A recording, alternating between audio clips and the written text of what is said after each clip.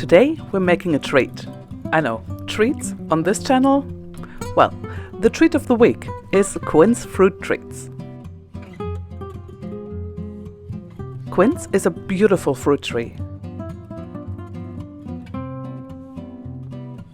Quince has actually been cultivated longer than apples, and it's been theorized that the forbidden fruit may have been quince.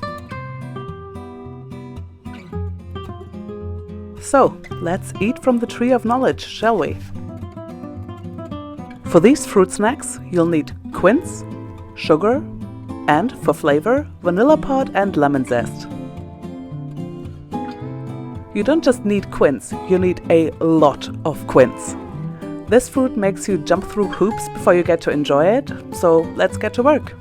First, we'll have to clean the fruit. Quince are covered in tiny hairs, and the easiest way to get rid of them is by using one of those massage gloves you can buy at the drugstore. Fill a bowl with water or run some water in the sink. I'm just using a bowl for the video.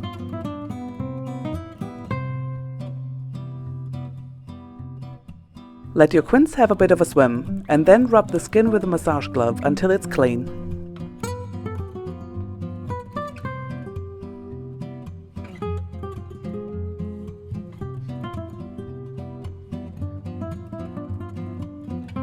When you're done with the first, do that another 15 times or so.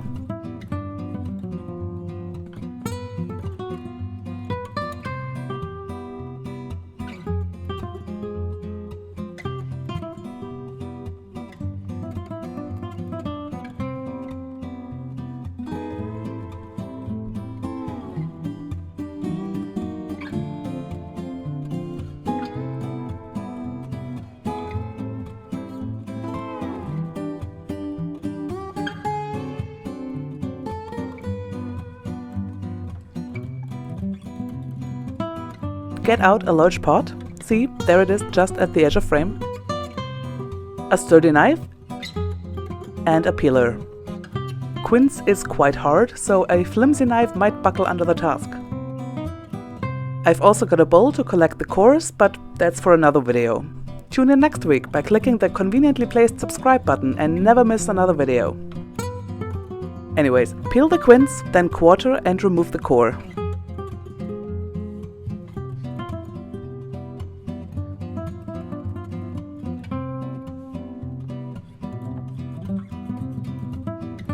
Ta-da! And place them in the pot. Then do that 15 or so more times.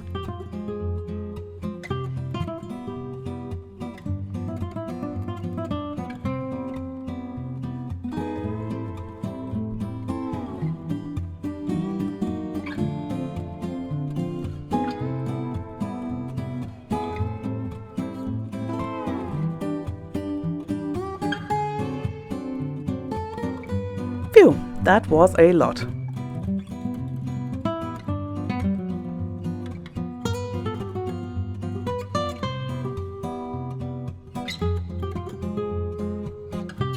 Don't worry if they brown a little, or a lot, they'll lighten during cooking.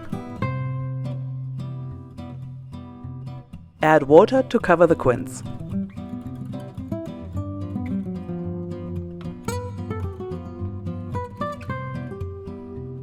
Then get the vanilla pod, cut it in half lengthwise and add it to the pot.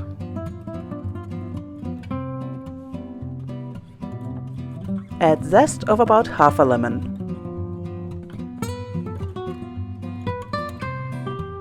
Then move it to the stove. Heat until the water is boiling, then turn down the heat and let the fruit simmer for around 45 minutes until the quince is fork tender.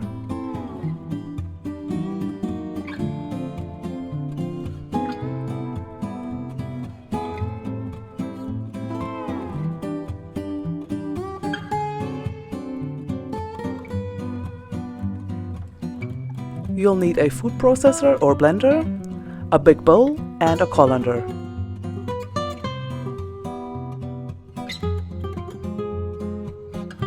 Drain the quince, but do not throw out the water. You can make quince jelly with that. I made quince jelly a while ago and I'll link to that video.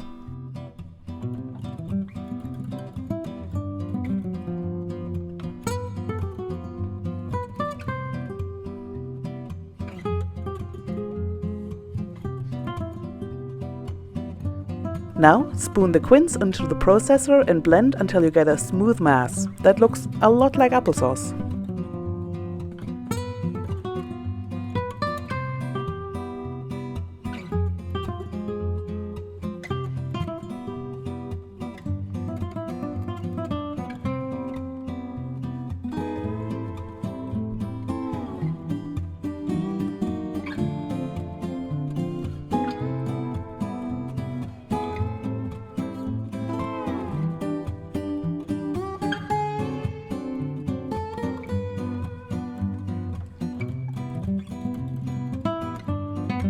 Put the quince sauce back into the pot and add the sugar.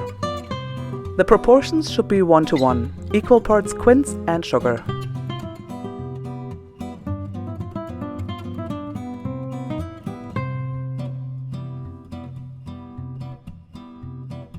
My kitchen surfaces are all full of stuff, so I'm kind of juggling bowls and pots. But the point is to make enough space so you can put the quince back on the stove. Give things a good stir and heat slowly until the sugar is dissolved. Then let the mass simmer for 1.5 to 2 hours. This part is a little bit dangerous. Watch the spray. That stuff hurts. The quince mass will change color from a light yellow to orange or even red. A cover will protect walls and yourself from flying quince shrapnel. As you're getting ready to take the pot off the stove, get a piece of baking paper and coat it with sunflower oil to make it extra non-sticky.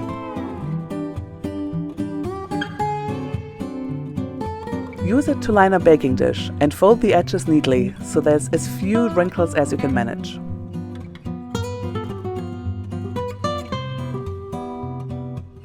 Now, this next part is just for me, because I got distracted and may possibly have slightly burnt the quince. I'm passing the quince paste through a colander to get rid of any burnt bits. If you are better at looking after your cooking, just pour your paste into the baking dish and level the top.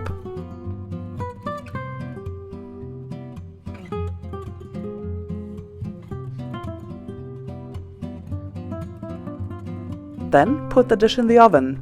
I know this recipe has a ridiculous amount of steps, but I promise we're on the home stretch. Or maybe just around the corner from the home stretch. Put the oven on a low temperature, I'm using 70 degrees Celsius, and dry out the quince paste. This will take anywhere from 2 to 4 hours. You'll know it's ready when you can push the top and not leave a fingerprint.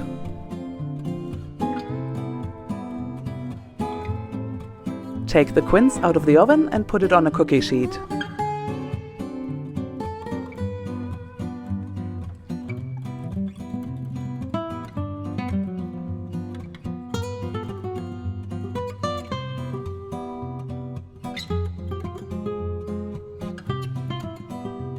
Now cut it into portions. It'll have to dry further, and it's easier to do that in smaller portions. Put the cookie sheet somewhere dry and cover it with a kitchen towel to protect it from dust. The top of a wardrobe would be a great place to leave it. 3 days on and the quince paste is well on its way.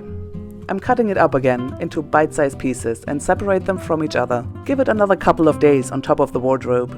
All in all, I'll let mine air dry for a bit over a week.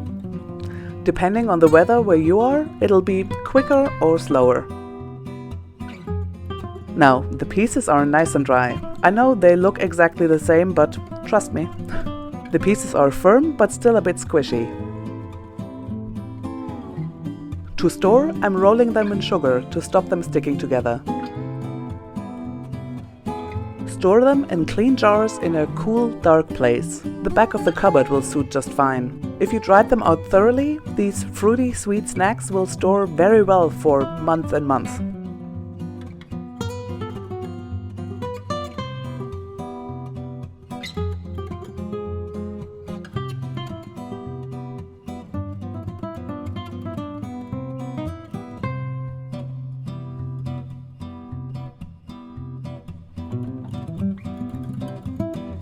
Thank you so much for watching. If you have any questions, leave them in the comments. And if you enjoyed this video, why not subscribe?